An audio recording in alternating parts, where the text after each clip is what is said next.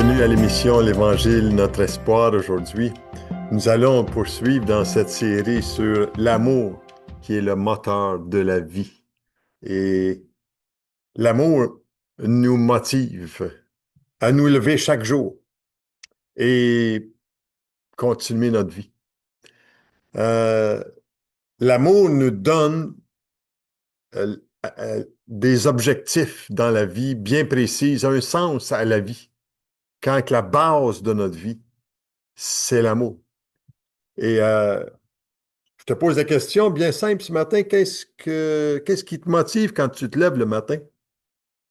Ou quand tu veux pas te lever? Euh, Vous savez, si vous développez pas un amour dans ce que vous entreprenez, pourquoi vous leveriez-vous le matin?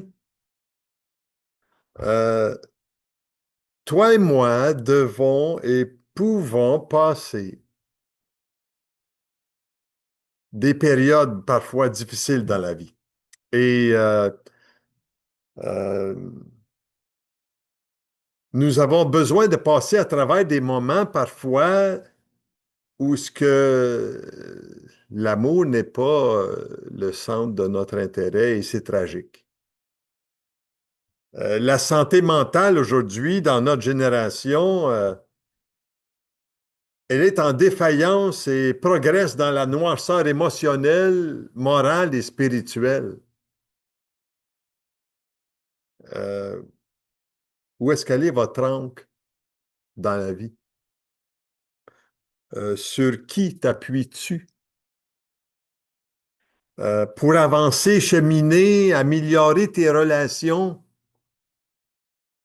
combien de problèmes seraient évités si l'amour serait le moteur de ton cœur? Oui, oui, je dis bien le moteur de ton cœur. C'est tragique, vous savez.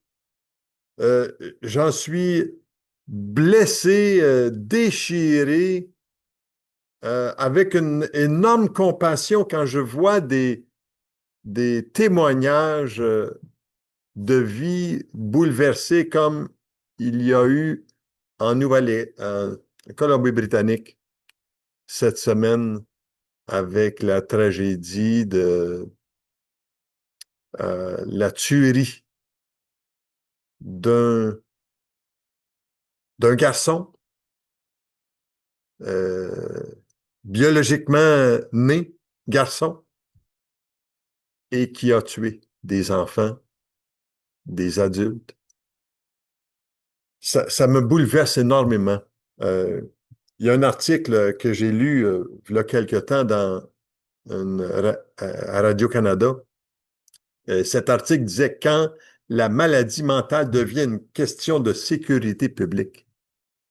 Dans l'émission Enquête aussi, qui ont examiné des crimes graves qui sont survenus au cours des dernières années et qui ont impliqué des gens qui étaient déjà connus des policiers ou des services psychiatriques.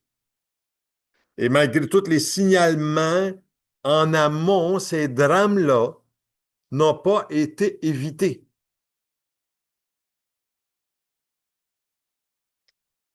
Quand un patient, euh, tu veux tuer son psychiatre avec des ciseaux, euh, où est-ce que vous savez, ces articles-là racontent qu'en plein délai psychotique, armé d'une paire de ciseaux, ce jeune homme a attaqué son psychiatre.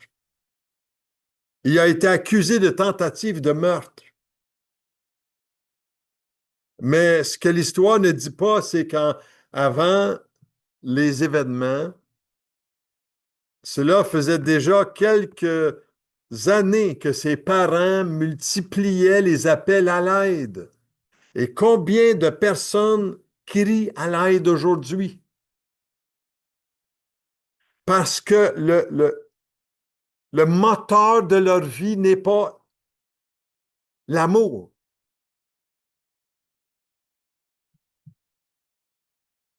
Et je crois qu'il y a des personnes qui ont besoin d'être régénérés dans leur vie par l'amour de Dieu d'une façon très précise.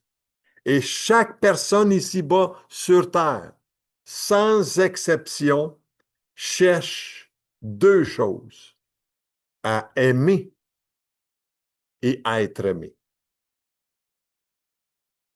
Et il y a un vide qui s'appelle aujourd'hui, moi je vais vous l'appeler amour avec un grand A. Il y a un vide. Et aussi longtemps que le véritable amour n'a pas saisi notre vie, ce vide cherche à être comblé par ce qui nous entoure,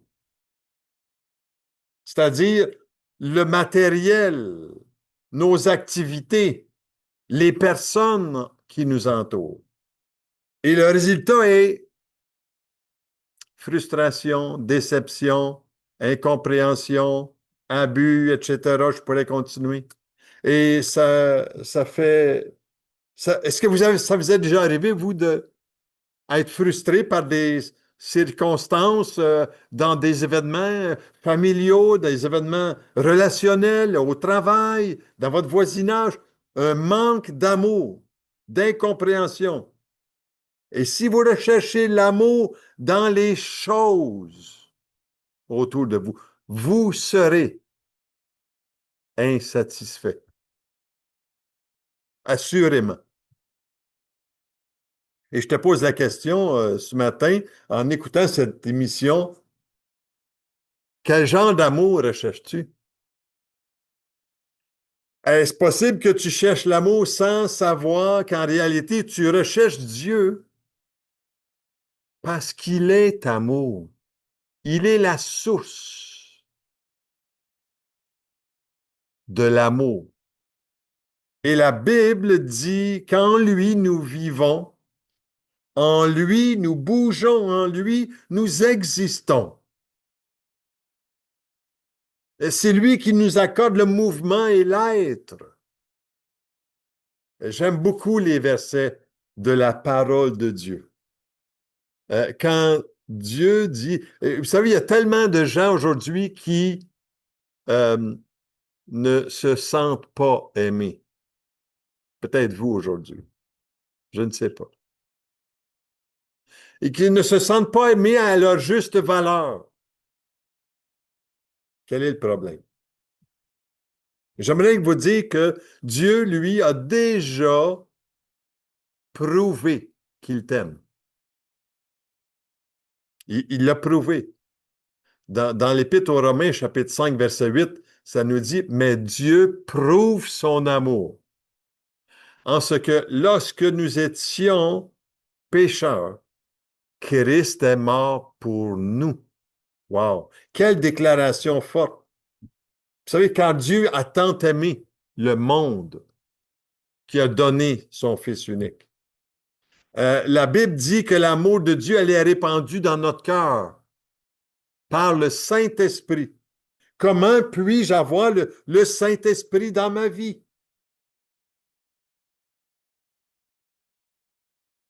Dans l'épître de Jean, il nous est dit dans le chapitre 4, verset 7, bien-aimés, aimons-nous les uns les autres, car l'amour est de Dieu. Je vais répéter ces versets de semaine en semaine parce que c'est une fondation pour notre vie. Et j'en conclus que sans lui, la vie est incomplète. Sans l'amour de Dieu, la vie n'a pas son sens. Et tout le monde recherche l'amour. Mais recherchez-vous l'amour de Dieu? Dieu agit et rien ne pourra l'arrêter à ton égard. À chaque instant, à chaque moment de ta vie, Dieu veut frapper à la porte de ton cœur, de mon cœur. À chaque jour, il me montre qu'il est là. Et sans l'aide du Saint-Esprit pour nous enseigner, on serait complètement dérouté dans les sentiers de Dieu dans ce monde. Et même quand la méchanceté se prolonge dans notre cœur et dans ce monde aujourd'hui, parce qu'il y en a de la méchanceté, Dieu est déterminé pour sauver et plus grand encore, il veut libérer nos cœurs. Et il s'agit de rien, il n'y a rien, il s'agit que, il n'y a rien qui va arrêter Dieu. Il frappe à chaque instant, à chaque moment. Est-ce que nous l'entendons? Ça, c'est la question. Est-ce que le pardon est le moteur de ma vie vraiment? Est-ce possible qu'il y ait et je vais utiliser un mot qui est plus de vogue aujourd'hui, hein? C'est plus à la mode de parler d'idoles. Hein, on parle des idoles, et en ce temps-ci, c'est les Jeux olympiques et euh, on peut faire des gens, des personnes, des idoles parce qu'ils sont tellement en train de donner tout ce qu'ils ont pour pouvoir remporter une médaille et quel exploit qu'ils accomplissent dans leur vie. Ils donnent tout dans un but. Et, mais où est notre bonheur? Où est le véritable amour? Est-ce possible qu'on fasse de choses autour de nous, des idoles pour cacher quelque chose qui souffre à l'intérieur? Vous savez, tous les gens qui nous entourent aujourd'hui euh, font partie de gens qui ont besoin d'avoir Dieu dans leur vie. Mais j'aimerais vous dire que le Dieu du ciel et de la terre, celui qui a créé ces choses, a choisi de pouvoir se faire connaître, de pouvoir répandre sa gloire en ayant envoyé son Fils Jésus, son bien-aimé Fils. Et c'est le plus grand signe de l'amour de Dieu. Mais Dieu prouve son amour. Il l'a prouvé. Il a révélé sa sagesse à travers lui. Il a fait connaître son pardon à tous ceux qui voulaient se réconcilier avec Dieu le Père. Par le sacrifice de la croix, l'amour a été répandu parce que les hommes ne savaient pas ce qu'ils faisaient. Mais à tous ceux qui l'ont reçu, à ceux qui croient en son nom, il, c'est-à-dire la parole, a donné le pouvoir de devenir un enfant de Dieu. Et c'est de cette façon-là que quand le pouvoir de Dieu, l'amour de Dieu qui est répandu dans notre cœur, c'est lui, le Saint-Esprit, qui vient nous permettre de comprendre cela. Et par son geste sans précédent, il a aimé les mal-aimés. Et quand Dieu a tant aimé le monde, il aime. Il n'y a rien qui change en lui. Et par le geste de sa mort, il a changé notre manière de comprendre le véritable amour, c'est-à-dire un sacrifice d'amour pour les autres. Dieu a donné pour les autres son Fils. Il a donné son Fils pour toi et moi. Et le vrai amour demande un abandon de soi pour l'autre. Aujourd'hui, on cherche l'amour pour se satisfaire soi-même. Et ce n'est pas la base de l'amour de Dieu, cela.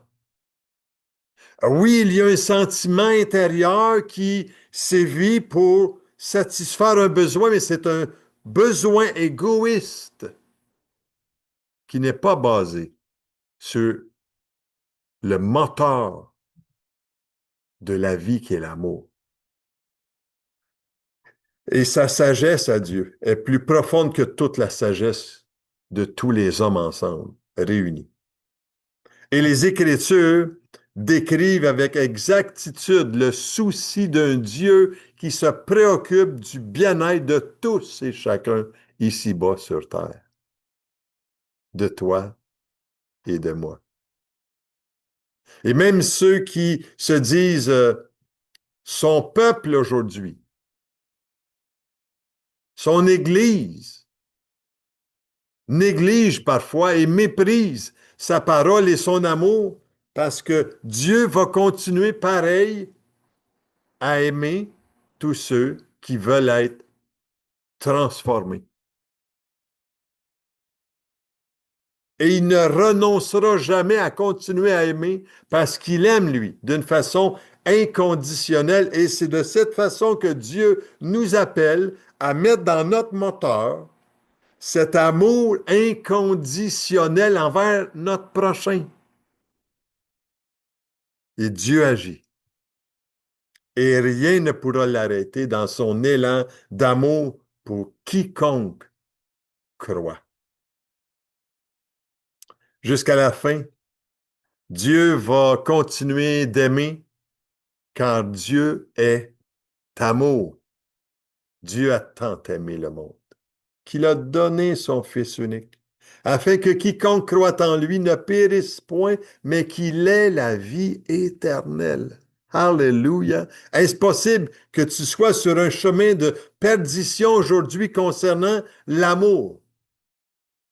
Il n'y a aucun espoir dans la vie de ceux qui veulent vivre leur amour pour eux-mêmes. L'amour véritable se donne, se partage, s'abandonne. Et nous sommes comme des renards parfois. Vous avez déjà vu des renards qui courent après leur queue? Et parfois, on est comme cela. Des fois, les gens autour de nous sont comme cela. Et le péché rend souvent aveugle les personnes. Et c'est ce qui brise leur vie. Imaginez-vous, quand moi je lis les Écritures, je vois toutes sortes de personnes qui sont des exemples. Euh, Même dans la Bible, quand Samson, quand il a été séduit par Dalila, elle pensait avoir encore lui-même, il pensait avoir encore sa force en lui quand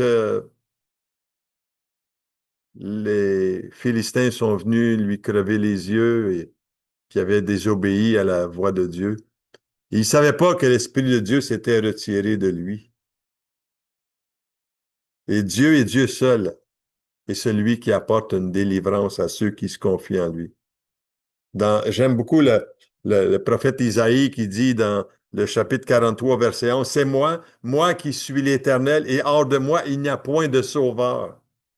Et depuis le début des temps, l'intention de Dieu était d'envoyer le sauveur sur cette terre, et celle de Satan était d'empêcher sa venue ici-bas. Imaginez-vous, dans le jardin d'Éden, Adam avait cédé au diable et la domination que Dieu avait donnée à l'homme est passée entre les mains de ce conquérant. Ève, elle, a enfanté un fils destiné à l'espérance dans Genèse 3, verset 15, et son fils Caïn est devenu un meurtrier. Et avant le déluge, ça nous dit dans Genèse chapitre 6, verset 12, Dieu regarda la terre et voici, elle était corrompue, car toute chair avait corrompu sa voix sur la terre. Et vous savez, le reste de la race humaine était génétiquement mauvais. Mais Dieu a persévéré et il a préservé une semence pure qui repeuplerait la terre dans la personne de Noé et ses fils. Il y a plusieurs reprises, vous savez, l'enfer a comploté pour empêcher la naissance de Christ ici-bas sur terre dans toute l'histoire de l'humanité.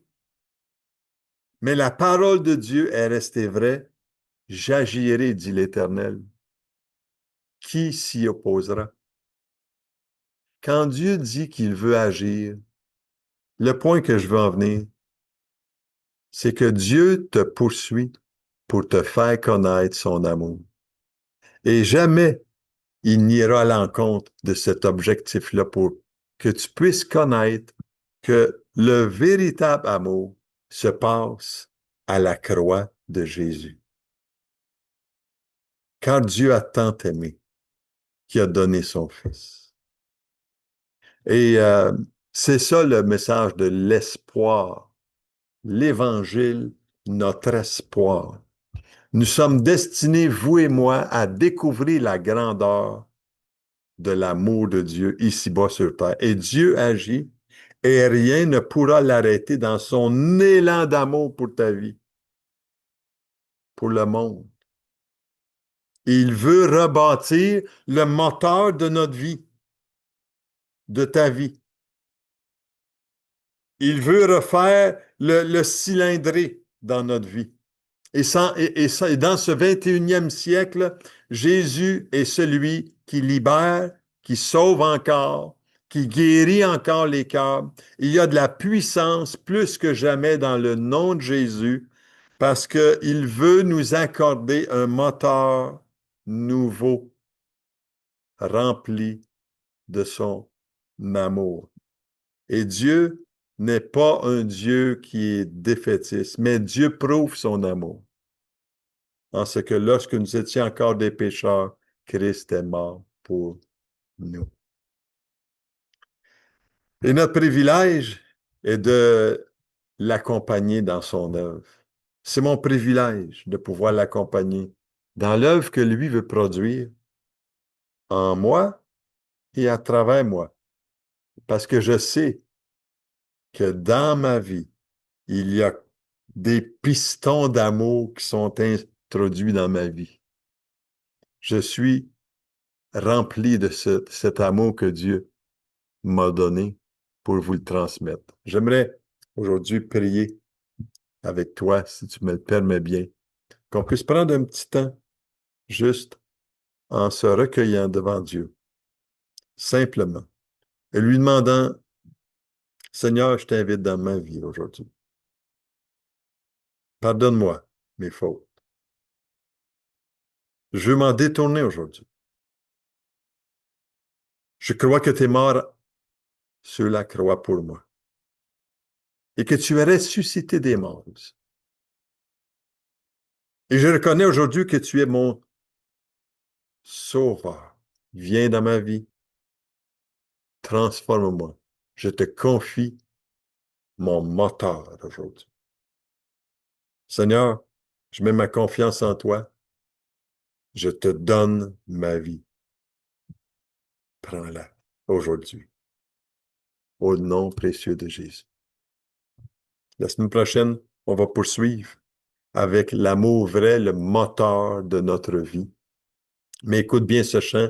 Prends courage du groupe Hillsong ici et plusieurs qui l'interprètent. Et laisse le Saint-Esprit déverser en toi ce tsunami d'amour et de vérité aujourd'hui. Sois richement béni.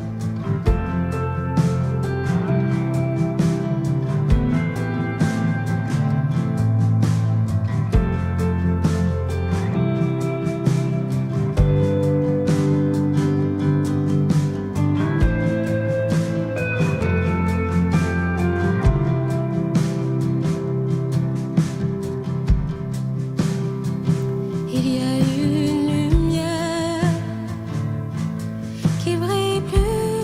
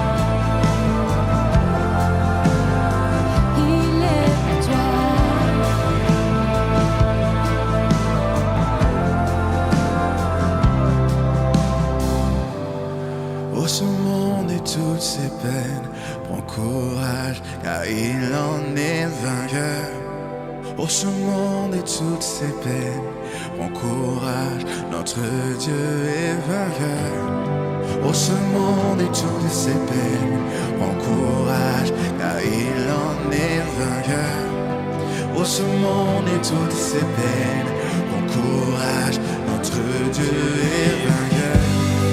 Ô ce monde et toutes ses peines, prends courage, car il en est vainqueur. Ô ce monde